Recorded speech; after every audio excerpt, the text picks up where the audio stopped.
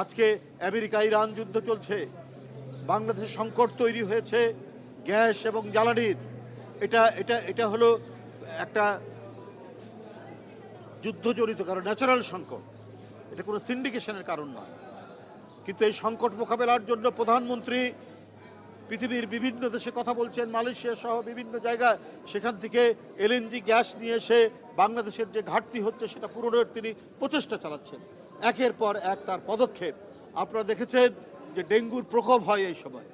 এই ডেঙ্গুর প্রকোপ মোকাবেলা করার জন্য সমস্ত সরকারি হাসপাতালে ডেঙ্গু টেস্ট ফ্রি করে দেওয়া হয়েছে, এই সরকার সেটি করেছে। আপনারা জানেন হামের মিজলস এর প্রচণ্ড প্রকোপ তৈরি হয়েছে, প্রায় 1000-এর কাছাকাছি অনেক শিশুর মৃত্যু হয়েছে।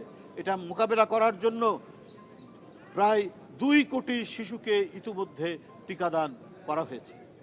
অর্থাৎ টোটাল এফেক্টেডের মধ্যে প্রায় 80% কাভারেজ তৈরি হয়েছে। তো এই কাজগুলা কার পক্ষে? জনগণের পক্ষে, মানুষের পক্ষে।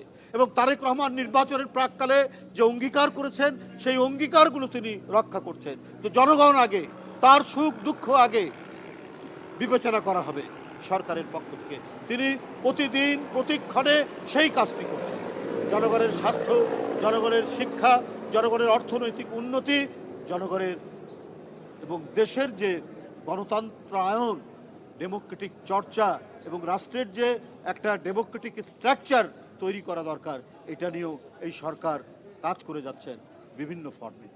বন্ধুরা আমার, সেইটিকে বাধাগ্রস্ত করার জন্য সবসময় বাংলাদেশের নিজের পায়ে দাঁড়ানোর যখন উদ্যোগে দাঁড়ায়, ঠিক ওই সময় আন্তর্জাতিক নানা চক্রান্ত। জিয়াউর রহমান যখন এই জাতিকে ক্ষুধামুক্ত করেছেন, এই জাতিকে স্বয়ংসম্পূর্ণ করেছেন খাদ্যে এবং বহুদলীয় গণতন্ত্র প্রতিষ্ঠা করেছেন, তখন তাকে দেশীয় এবং আন্তর্জাতিক চক্রান্তে হত্যা করা হয়েছে। ঠিক এখনও নানা পরিকল্পনা চলছে।